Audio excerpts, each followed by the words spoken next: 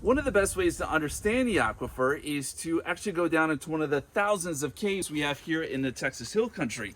It's a good way to understand what the aquifer used to look like and what its structure looks like. Today we're going to go down into a cave here in Comal County. In we go. It's a nice drop into this limestone cave, and the lights go on. What we see below is the equivalent of a history book of the aquifer.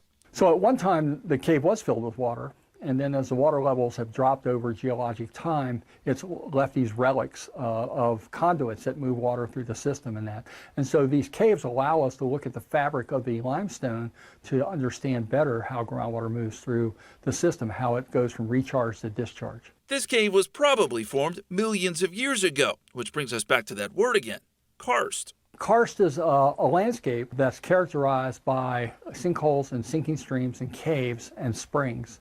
It's also what we call a subsurface system that allows us to transport or move water through it very quickly, very rapidly. Just how rapidly? Schindel says dye testing provides that answer. The groundwater velocities, certainly in the recharge zone of the Edwards Aquifer, has been measured as great as a mile per day. Mind-blowing. And one of the reasons these caves are important to those who study the aquifer. This wall is a good example of what the aquifer would look like. You see it's kind of sponge-like. It has pockets here, and the water is in these pockets and then moves through the system, eventually discharged at the springs. Fascinating to think about, and while most of these caves are just relics, a few provide actual access to the aquifer. There are some of the caves in Bexar County and Medina, Uvalde, and Hayes County where we've been able to go through the cave down deep enough that we've actually seen the Edwards Aquifer itself. And so there's a handful of those. It's something that cavers are always looking for, but it goes to show you how fragile it is. Fragile and occasionally claustrophobic.